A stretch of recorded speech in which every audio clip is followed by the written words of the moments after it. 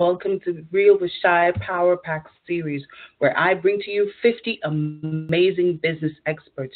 Today, I have with me an amazing power couple, the Scarboroughs, and they are known as social entrepreneurs of the first order. They are also the owners of an amazing and successful yoga studio. Please help me welcome Mr. and Mrs. Scarborough. Hi, Shai. How are Hi, you doing? thank you. Hi, I am wonderful and so happy to have you guys here today.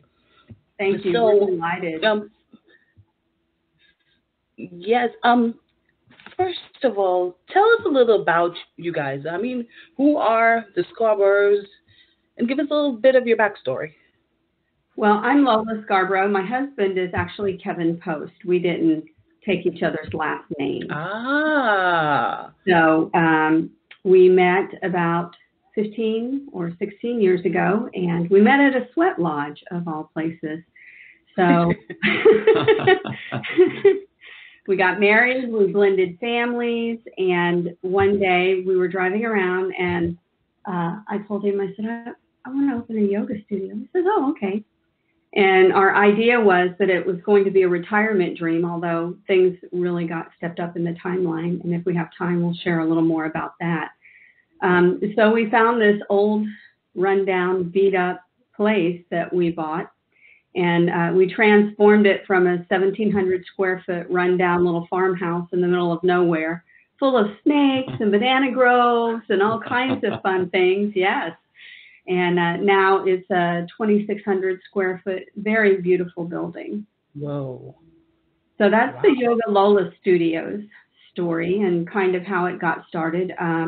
I've been doing yoga for roughly 24 years, and I'm a 500-hour certified teacher. And I'm trained in a lot of different wellness modalities, like Ayurveda. And I'm an energy healer. My grandmother was an energy healer, a laying on of hands type of healing practice. And she taught it to me when I was 12. I've been doing it ever since. I've studied a lot of nutritional things as well. And Kevin, what about you? And let's see, I've been practicing yoga for almost 20 years now. And I come from a background with both aerospace and theology. So have kind of a unique combination that's very much in the head and spirit, and came to my yoga practice with that sort of intention as a wind at my back coming into it. And so I can explain a little bit more about that later, but have absolutely enjoyed the journey with the yoga studio. It's been, had some trials and tribulations along the way, but it's been fabulous. Wow. So I mean that part about the snakes, that is amazing. You guys, whoa, that's some brave stuff, and you guys have turned that into a beautiful empire, and that's commendable. I mean, so let's go first into Miss Lola. I have my notes now, so if you guys are listening, that's my fault on mixing up the last names. My computer was going crazy, but let's do this. All right, so we're going now. Okay, so Miss Lola, tell us a little bit about you. Let us into you. Give us a little bit of your backstory. Who are you? Well, I was born in Miami, Florida, 1959, a long time ago, and moved kind of all over the States with my family. And when I was 17, I graduated from a business college, worked for a while, then I went into the Army. I was in the Army for a while. And then I know from the Army to yoga, how do you get there? But you do. Right. They don't seem like they would go together, but, you know, now I'm a warrior of the spirit, right? Rather than a warrior. And then I had two children, Mia and Dash. They're both grown now. And then after that, I met Kevin. I've kind of been on a spiritual journey my whole life. The yoga practice I have is a deeply spiritual practice. And by spiritual, I mean it really connects you to your heart. It connects you to your compassion. But it also makes you really strong. So I love my practice. It's Kundalini Yoga. And I've been to India a couple of different times, and we'll talk more about that later in the program, I think. But I did some training there as well. And I have 2 beautiful grandchildren, a dog that's wild and crazy, and a really full, satisfying, beautiful life. Wow. And Mr. Kevin, can you give us a little bit of your backstory? Who are you? Yeah. So I was raised on both coasts, so a little bit on the East Coast and a little bit on the West Coast, and eventually in my early 20s found my way down to a school in Texas and graduated from college there and moved back up to the Northwest for a little while and worked for a bit there. And then my life brought me back down. The aerospace career brought me back down to Houston, Texas, where I worked with NASA. And so have been doing a lot of work there.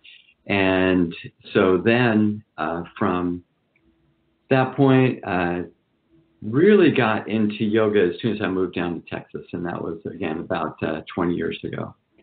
And the journey through yoga has been through a little bit of different practices, but right now I really enjoy the Kundalini yoga and also the Hatha yoga practice because of so much of my work begins being in my head so much that what the yoga practice did was allow me to get down and deep into my body and into the physical. So there's a little bit more of a balance there between the head and the rest of the body. And that was one thing, especially working in the industry that I do, that there's a real lack of from people who work in very mind-intensive fields of a neglect of the body. And so this was a way for me to find some balance in doing that. Okay, so I'm going to stray a little off the business side for a minute because I'm intrigued by you guys' answers. Why yoga? I think a lot of people don't understand, you hear yoga and okay, well, it's good, it's exercise, it's meditation, but why yoga? Well, yoga is a practice. So it's more than just exercise. If you're exercising, you're using yoga postures for exercise. Full spectrum yoga practice addresses the nervous system, it addresses the organs, it addresses the stability of the mind. So a full spectrum yoga practice includes breathing exercises, those are called pranayama, meditations that are held with mudras, sometimes done with mantras, which are sacred sounds, and a strong, powerful practice. But the intent that you have when you go into the practice is really what makes yoga yoga. So if you go in with the intent of getting some exercise, that's what you're doing. You're using yoga postures for exercise, and there is absolutely nothing wrong with that. But you're only building the muscles of the body. When you use the pranayama, when you combine it with the mantra and the meditation, you begin to build the power of the mind and the power of empathy and compassion, the power to see beyond just our limited self is really what yoga is about. The word yoga means to yoke, and that means to yoke with the divine, whether you think that it's the divine in you or that the divine lives up in the skies or whatever the divine is in you. But to make you a better, brighter, shinier person is the goal of yoga. It can be a very intense practice, very intense. All right. So I noticed that you guys run the studio together. Do you like being together? What is it like to be a husband and a wife team doing business together? Like, what is that like? Well, it has had its good days and its bad. And its challenges, yes. So can I say a few things about that? So one of the things that I had the opportunity to have a mentor for quite a while here in Texas. And he and his wife also run a business long-term together. And so one of the times I was talking to him that he mentioned to me is that a critical aspect of it is really learning to differentiate when you and your partner are talking about business and when you and your partner are talking about your personal relationship.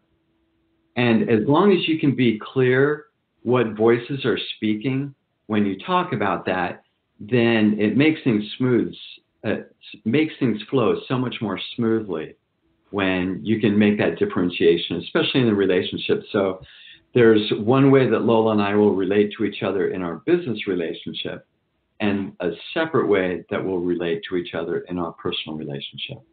Wow, that's powerful. So basically, you guys think that it is possible for couples to be in business together. Yes. Oh, Absolutely. and we've grown as people, but you know, any kind of growth requires overcoming challenges. And one of the challenges that we faced is we're both a lot alike.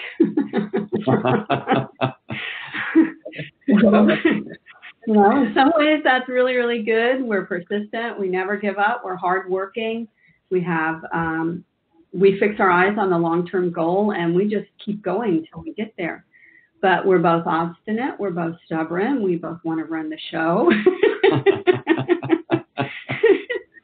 So we've had to learn how to manage those aspects. And the first 4 or 5 years, it was challenging for us. We never gave up. We don't give up. But we learned a lot about each other, and we learned about a lot about our own limits and our, you know, kind of our own foibles. So it was a wonderful process in self-development. I would say now we don't have any trouble at all, but it did indeed take a while before we got it all settled, who was where and who was doing what, and, you know, how to get along with each other, because we both want to be top dogs. So there has to be 2 top dogs, right?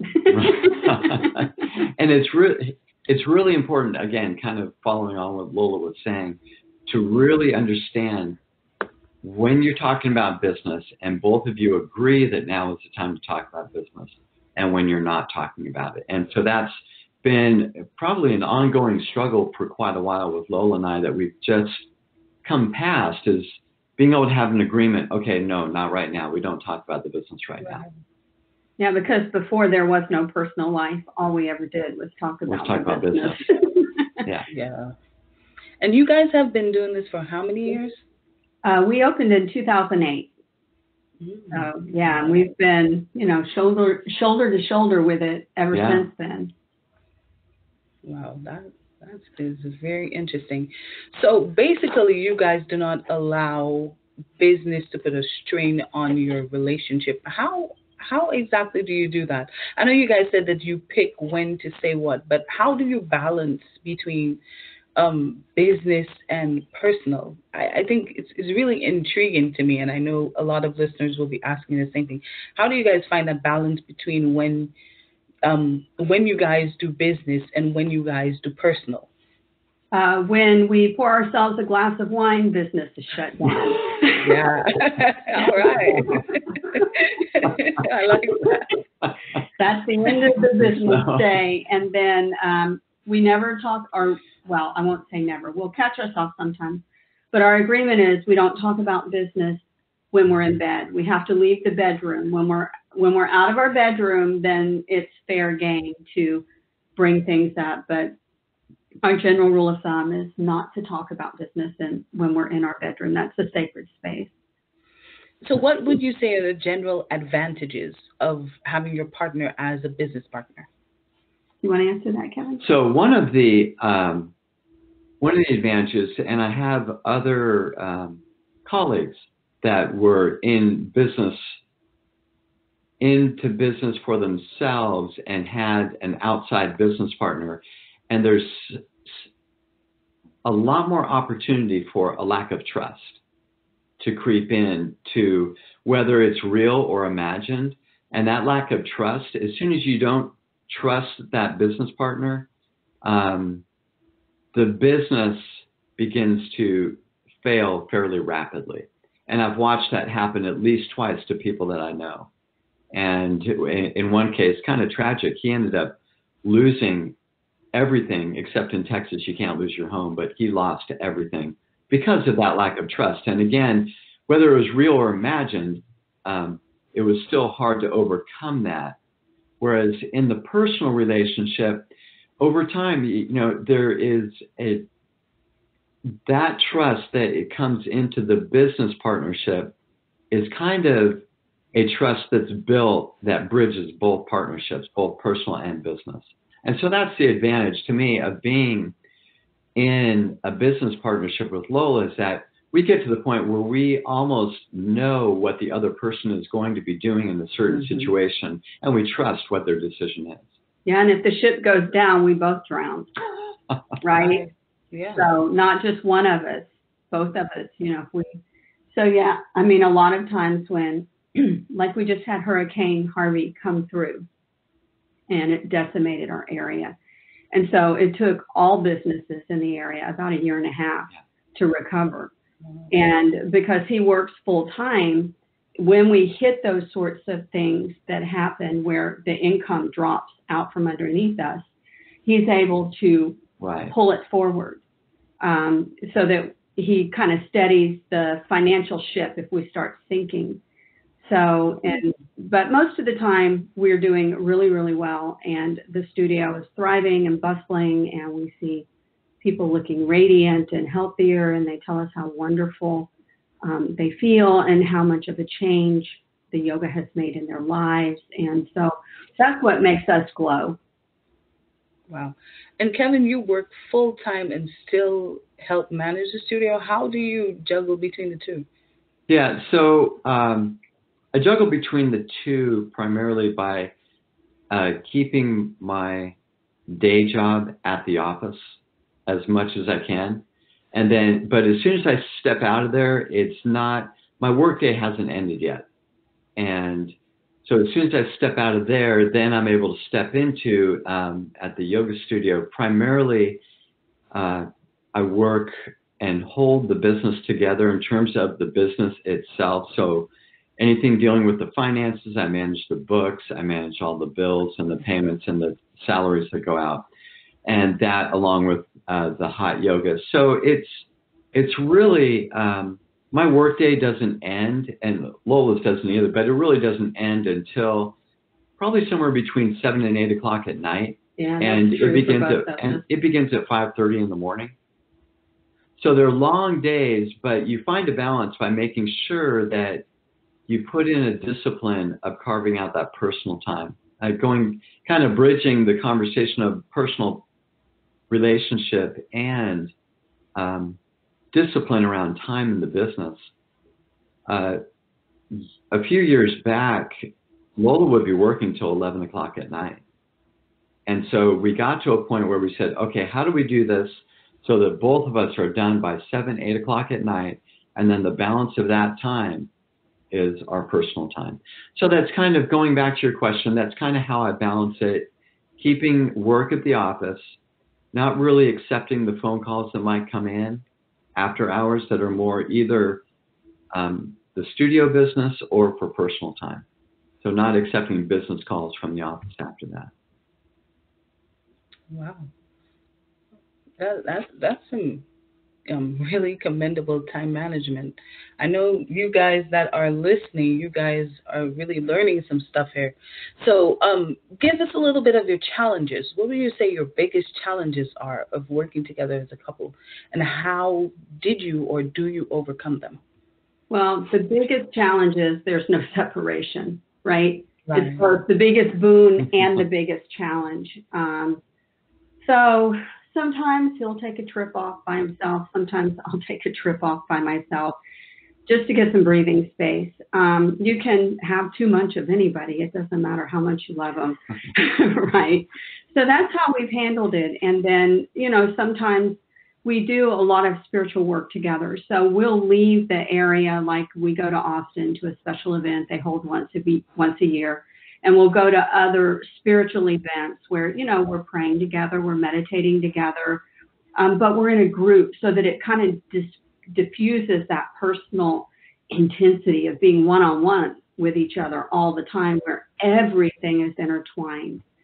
And we were a blended family. When I married him, he had 2 girls at home, and I had a girl and a boy. So he also sometimes will go off and see one of his 2 girls and hang out there for a little while. My daughter just moved to LA, so I go to see her there. I go hang out with my son. So that gives us the breathing space to be individual that we need. Because like I said, the biggest challenge is also the biggest boon. So it's that we are always with each other and we always know what the other one is doing. And so it's a strength, most definitely, but it can be too much of a good thing sometimes. Yeah, can I follow on a comment to that? So, Absolutely. all right. So, yeah, following on with what Lola was saying, the importance and the challenge is really maintaining and understanding your own identity. Because when you're in partnership in the business and a partnership in personal, it's easy to kind of get your individuality lost in it. And so like Lola was saying about taking those time away where you go and you can be an individual, and then you understand, and that brings a richness back to not only what you discover about yourself coming back to the personal relationship, but also back to the business. That is really amazing. Like, you guys are giving some powerful nuggets, Good. It has me just like, oh, wow.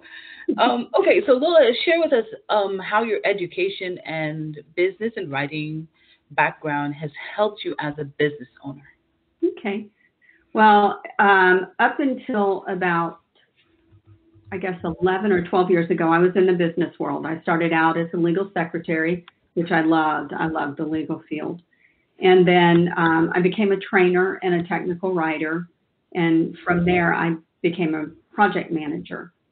So I worked in the business world for quite a long time before we opened the studio. And I was in the business world when we opened the studio. And the studio was going to be a retirement dream. So we were going to just take our extra money, fix it up slowly. But we had no students, right, at the time that we bought the building. It didn't matter because it was going to be a retirement dream. I was going to keep working my extremely well-paying job. He was going to keep his job. We were going to slow build. Well, the recession came through, and the company I was with did a lot of layoffs. So I got laid off, and I thought, well, I'll just find another job. Well, that didn't happen. I came through, the recession came through, nobody could find work. And so after about a year of applying for everything I could find, I realized it's the studio or nothing. God has made a decision for me. And that is, I have the studio and that's what I'm going to have to work. So I took the skills that I had from, doing bookkeeping. I had always been project lead or supervisor in many of the positions that I held. So I was used to a lot of responsibility. And I just took all that discipline from all those years, from all the computer knowledge I had. Our website is something I built. I run our social media. I'd never done marketing before, so that was an opportunity to learn a lot in a very short time. And I had to kind of go out and grab more skills that were more applicable to the new business that I was in. So I went out and I took some new courses that helped me add some offerings to our studio selection of services and just built it up from there. But the background of long, hard hours, coming from a business where, you get up at 5 a.m. and you work until 9 or 10 at night. I had the structure, I had the discipline, and I had the mindset. I had worked around people who were extremely successful, so failure just wasn't even an option. We were going to push through this until we got things to where they needed to be, and we have. And I think that business environment, had toughened me up to the point to where I could carry on even when the going got really, really rough, because I'd been in that environment in the business world most of my life. Wow. Well, Kevin, can you share with us how your degree in aeronautics, did I say right? Aeronautics and theology that's right, has helped you as a business owner? So looking at it from when the blend of the aeronautics, and you talk about the education background. So there's a lot of heavy mathematics that come into the aeronautics program. And one of the things that the theology brought in was kind of a natural strength I have for integration. So with the theology, there's a lot of being able to see patterns in Scripture and integrate them together into a single type of truth or message.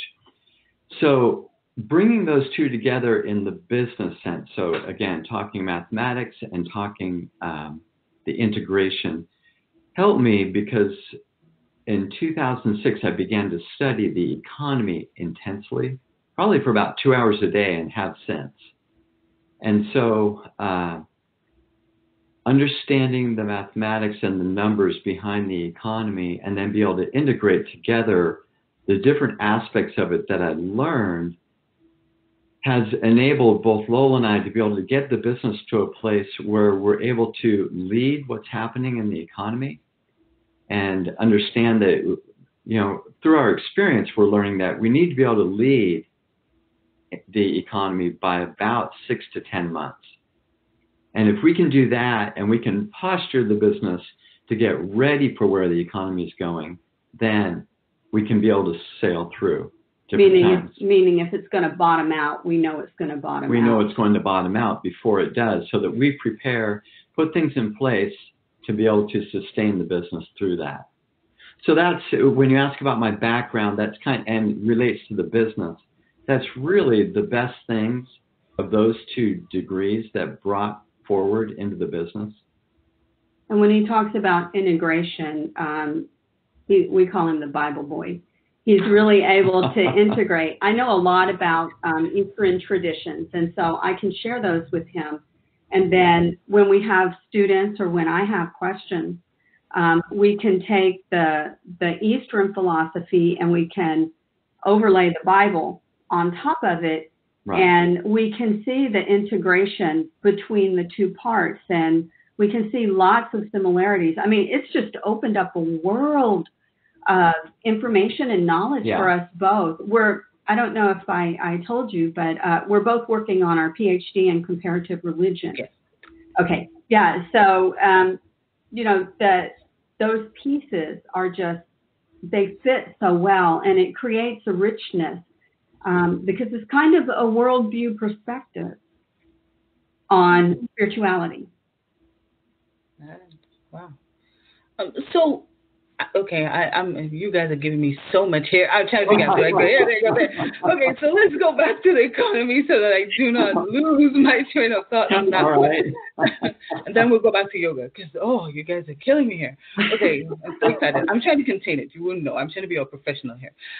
Okay, guys, so when it comes to the economy, how do you guys lead the economy by 6 months in terms of preparation? I'm a little curious. How do you guys actually do that? Well, so there are different data sources available to us. Mm-hmm. And so we're able to pull on those data sources and look where things are going, so that then so when you talk about economy, it's really being able to weed out what the good data sources are versus the maybe not quite so accurate data sources. And so, in other words, I don't watch anything in the mainstream media with regard to the economy. Yeah. So, yeah. But and then kind of taking that information in the macroeconomy, so it both at a national level and looking at it from local all the way up to global. And the key here is being able to weave that back into, okay, how do we need to prepare the business in order to be able to weather what we see coming? Which means, do we need to be prepared to let go of some teachers, pick up teaching those classes ourselves? Do we need to be prepared to let go of yard help or people helping us clean the studio? Do we need to tighten our belt? Is the storm coming? So doing budget cuts, rearranging our pricing scheme. We've done that. Mm-hmm. We did that after Harvey. We dropped all of our membership prices and things like that. It's kind of like going out and buying a lot of canned goods when a storm's coming and the grocery shelves are going to be empty. Wow, I like that. Okay, so let's go on the personal development side. You guys said something that has me intrigued. Again, I mean, so much here. Um, okay, so theology. I hope you guys don't mind me taking offense, right? Don't mind me saying this.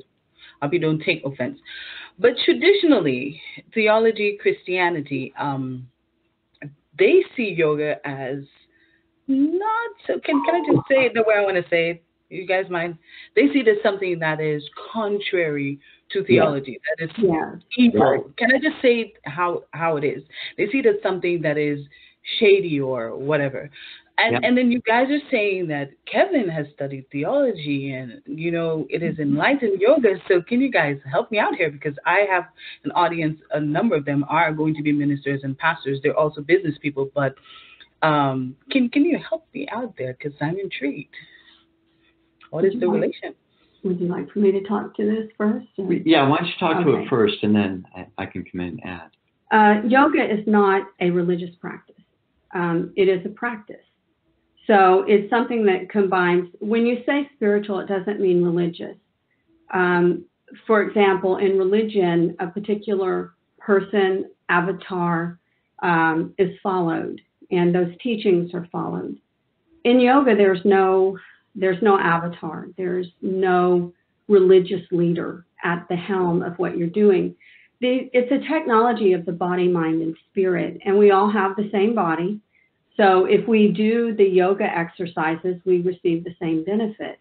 If we do the breathing exercises, our nervous system is benefited and we're calmer, we're better people. If we do the mantra, those are sacred sounds, and they're not directed. The kind of mantra we do is not directed to any kind of a god or anything else. They're just sounds that vibrate the nervous system, vibrate the brain. So it's a technology of the human as versus being a religion. It is a practice as versus being a religion, because you're not worshiping anyone. The teachings that you're following tell you how to do yoga postures. They tell you how to do breathing exercises. But who you pray to is completely separate from the practice of yoga. Totally and completely separate. So I'm not cutting you off, but the reason I'm asking is because I do personal development on my lives outside of, my podcast, and I got attacked because I spoke about meditation, and it was interesting that, a minister was like, I talked about spiritual growth, and he came and he corrected me like a whole long, like almost 10-page text of what spiritual growth is. I'm like, dude, religion and spiritual are two different things, and you should know this.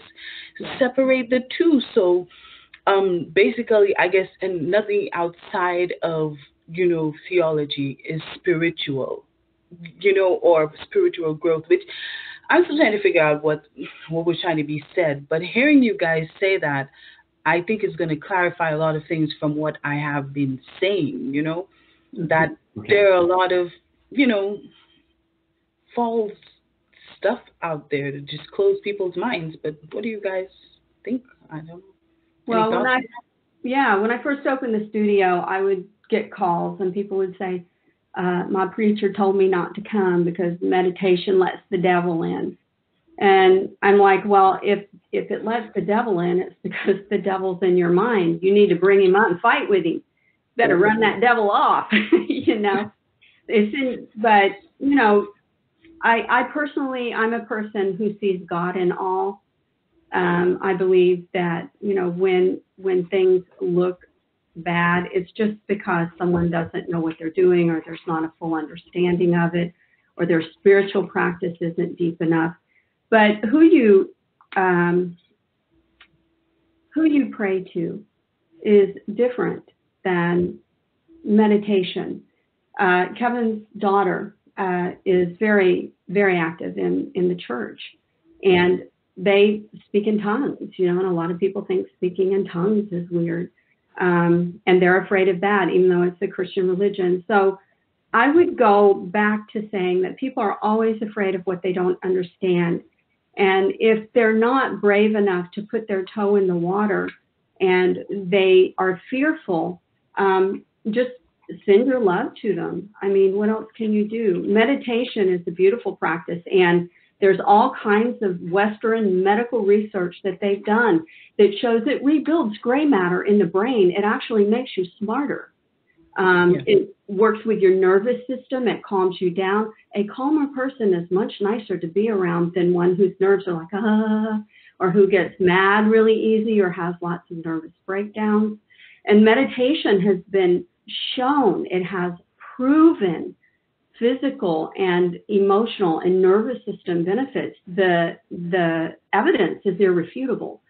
So if you ask me if there is a devil out there, the devil wants people who are all shaken up, who are all upset, who don't have a clear mind. It seems to me that that's where trouble would start. And so equating meditation and the practice of meditation with something that is evil just comes from confusion and not really understanding what it is. Wow. Thank you guys for clearing that up. Thank you. I'm really happy that we put that out there. Thank you so much. So let's go back to the business side of things for a bit. Kevin, what are some of your duties and responsibilities in the studio? So with the studio, primarily, and briefly mentioned this before, but I work with the staff. I work with all of the business books. So I do the interfacing with the accountant and yeah, and I pay all the books and I pay all the bills.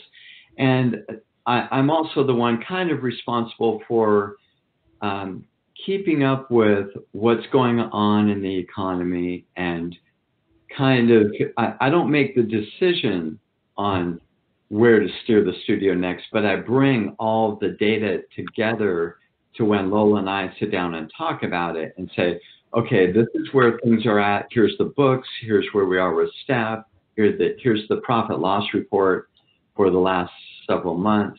Here's where the economy is. Okay, here's where I'm thinking that we need to take the studio. Here's a good direction for us to take. And then Lola and I will sit down and we'll talk about that. So that would be, from a business perspective, that's my role in the business partnership, is I bring all that together. And then I also lead up the Hatha and the hot yoga aspect of our yoga studio. So I'm responsible for making sure that everything around the hot yoga, which is ends up being a lot of technical type of things in the environment, things like that. Making sure that that's running and kind of humming along so that when the teacher shows up, everything is ready. When the clients show up, they're happy. They walk in, they go, yep, this is exactly how I was expecting it to feel.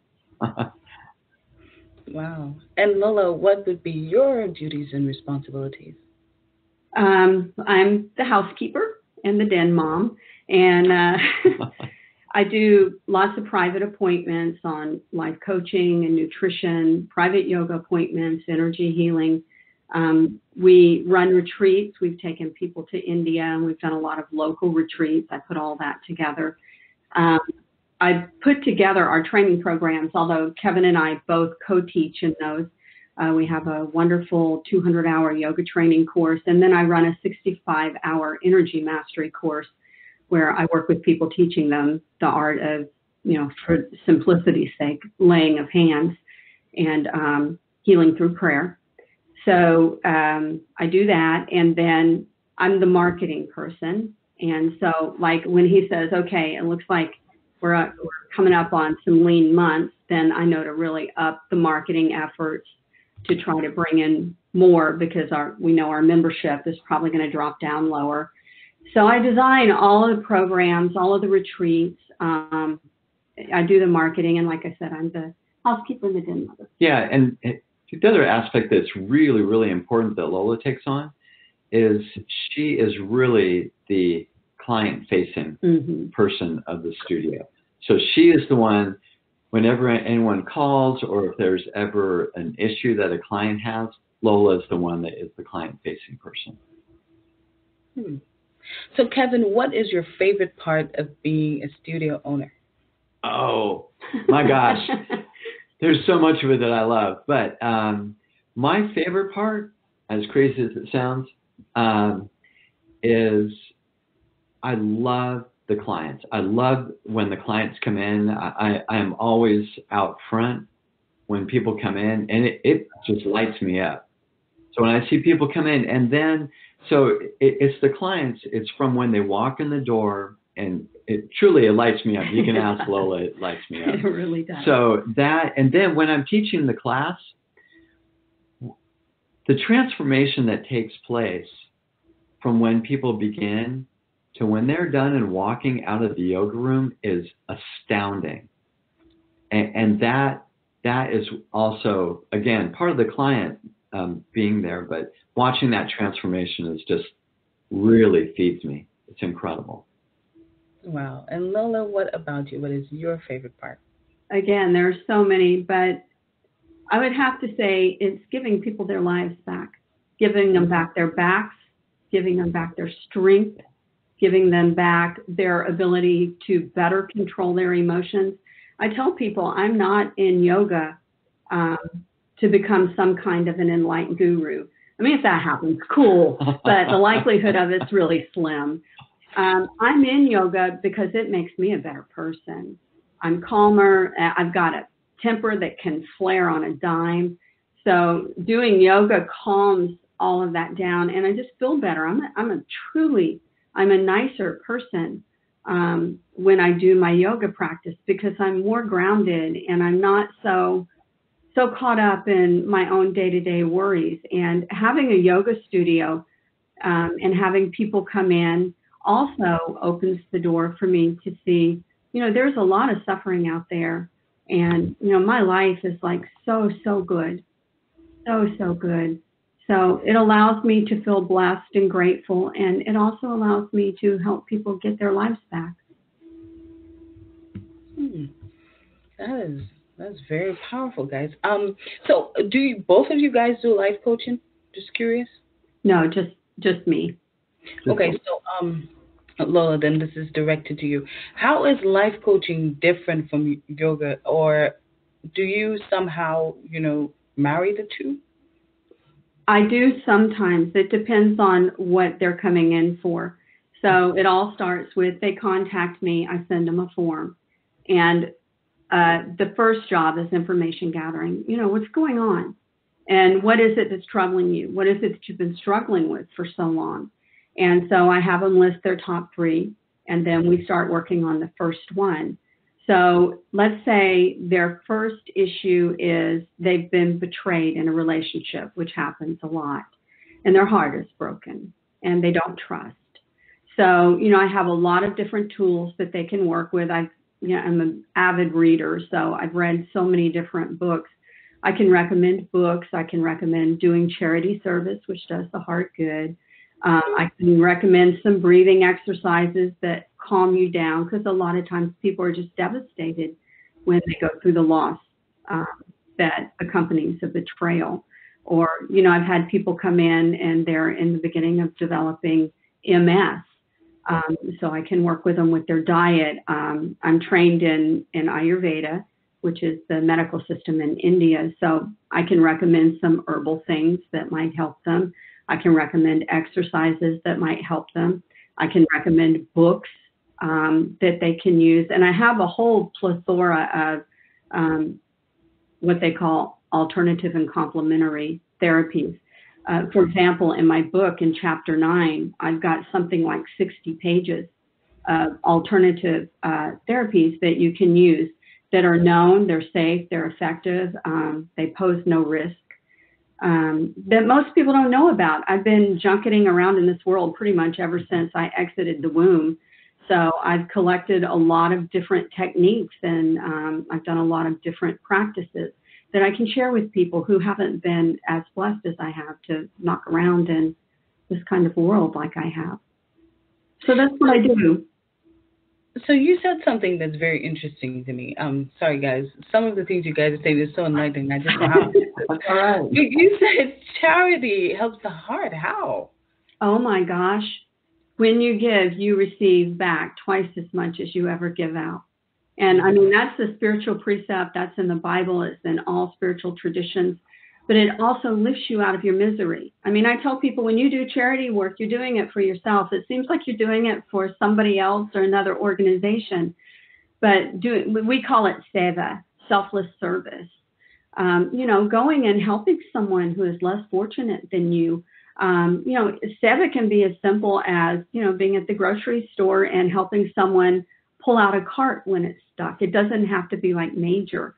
Or going down and working at the animal shelter, or just even, just being kinder for a day, purposing yourself to be kinder, or to go home and clean out your closets and take the stuff down to a shelter, or donate canned goods, or get on the hunger site and click to feed hungry people. These are all examples of seva or charity that you can do. And I'll tell you, every time I click on the hunger site, which is where I send almost everyone that comes to me for life coaching, because you can do it from your computer, you click on it and you fund bowls of food for free. And then you can click on another one that funds bowls of food for animals. So you can do lots of good work.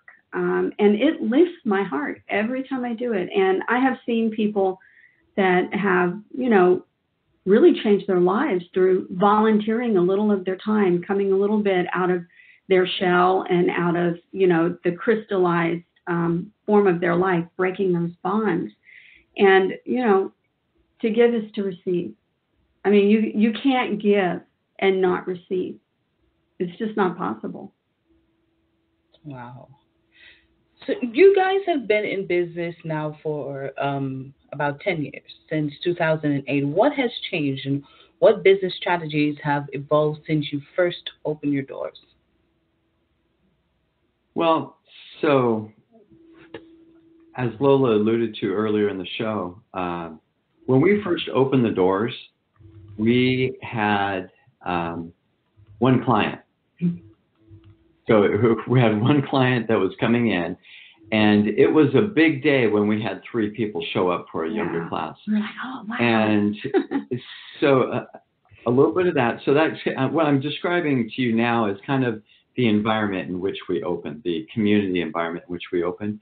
The other thing that was huge that I can contrast with is that people came, and not only from the perspective of a church saying, oh, yoga's not good, but the medical community in and around the greater Houston area would say, don't do yoga.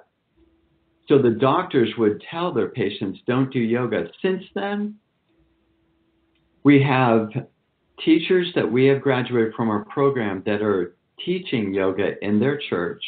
Mm-hmm. And we have doctors now. We have clients coming to our door, calling us and coming to the door saying, my doctor told me you need to go do yoga. And so from a community environment perspective, that's been a huge shift that has directly impacted the success of our business and our ability to grow. Mm-hmm. It's been amazing. The difference is amazing now. People talk about how good yoga is for you, and a lot of the fear has dissipated. Movies like Eat, Pray, Love. You see yoga postures in all different kinds of commercials now. And they've done enough research with their machines, with their technology, to see the benefit. Pranayama, the breathing exercises. I put a lot of different articles out on our Facebook. Like I said, I'm a little research rat, so I'm always ferreting around. That talks about how they're proving that pranayama can actually help prevent diseases like Alzheimer's. It can help prevent diseases like cancer. I mean, this is important stuff. So it really matters to remove the fear from it. And thank you so much for all of the wonderful questions and letting us share this amazing technology with the world, because it along with our religious practices and our sense of charity and allowing other people to be who they are without harming them because their beliefs aren't the same as ours, it could change the face of the world. It will change the face of the world. I agree. So you spoke about your book. What is the name of your book? And tell us a little about it. Well, the name of the book is, as one woman said, that's a grabby title. It's called Fighting for Our Tits. And it's a book about natural health care overall. But there is a lot of research. I spent years researching this information because as a healer and as a yoga teacher, I have a lot of women coming to me who have breast cancer and who have gone through treatment. And, it's horrifying. It's so saddening to see the toll it takes on people, and sometimes it takes their lives. So I got to a place where I was like, well, this just keeps rising, and why is this going on? Is there anything that we can do to help ourselves? And I'm not saying I have the answer to preventing breast cancer in my book, but there are a lot of different factors that go into breast cancer. And if you begin to manage some of those factors that put you at risk and you know what they are, then you stand a much better chance of going up to see your maker with all your parts intact, which is how I'm really hoping to go. I want to keep all parts of me together until the very end. That's kind of what I've purposed myself to do. And that's what the book is about, keeping all your parts, doing everything you can. But then if you do get a diagnosis, it also has lots of information that can help you recover afterwards.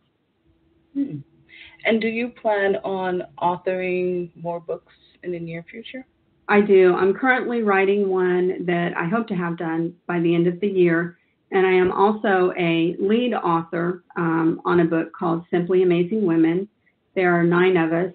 Casey Armstrong with WMAP Radio is putting this together. And so I'm working with him and 8 other beautiful women writing almost autobiographical type essays in the book. So, and then I'm going to publish a book of poetry once I get those 2 things done.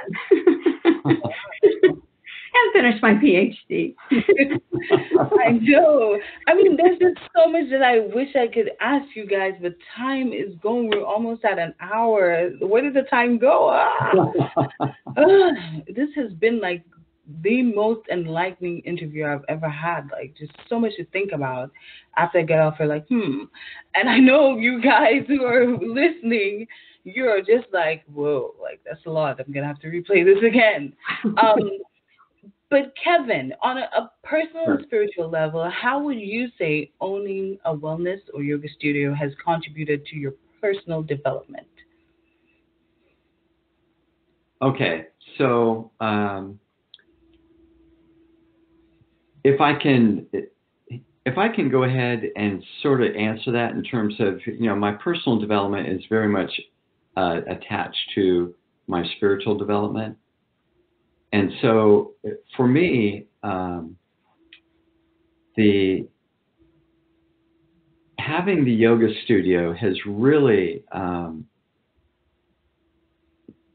deepened my relationship to spirit, and it has also taught me so much about really understanding who I am and bringing the best of who I am forward to the clients in the studio.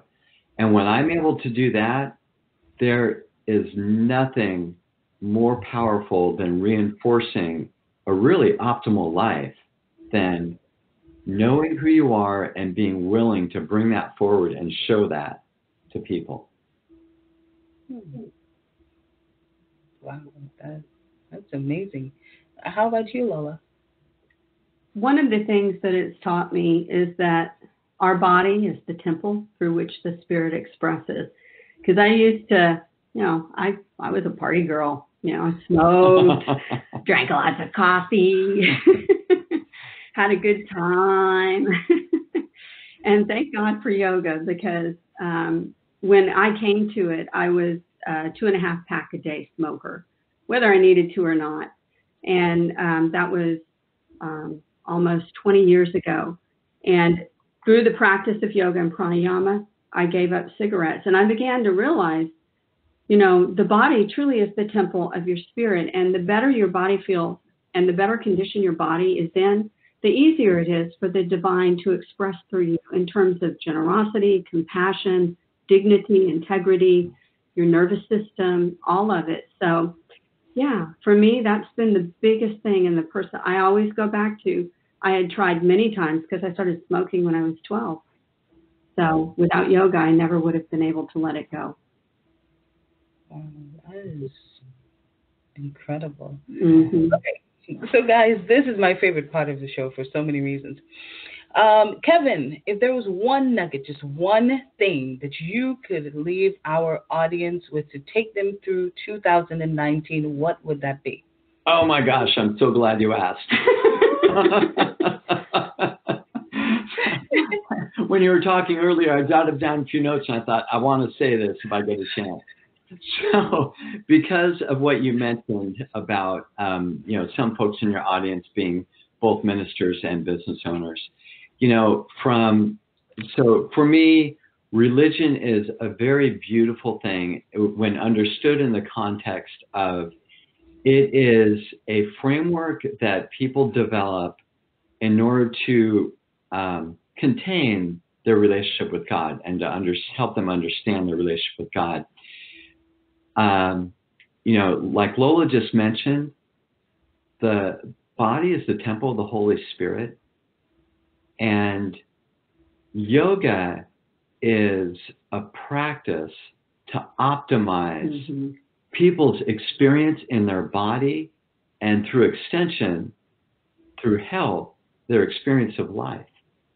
And so to me, that ties into the religion and God when you say that if you believe that the body is the temple of the Holy Spirit, you will take to heart that, hey, my health and living optimally really matters in my own experience and my experience of how I relate to God. That would be it. Wow. Lola, what would your one powerful thing be? Breathe. Just breathe. Do it all day long. Yeah. And remember that your breath, they call it prana in yoga, your breath is your connection to God. It's the first thing you do when you get here and the last thing you do when you leave, right? Wow. Yeah. So breathe. Connect with it. Let it flow through your body. Wow. Guys, this has been an amazing interview. Thank you so much for being here today. It's been a pleasure. Thank you so much. It's very enlightening. I'm just like, okay, there's so much going around my head right now. So much I need to talk about, meditate on. Like it's just so enlightening, guys. So tell our audience, if they wanted to connect with you guys, how do they do it?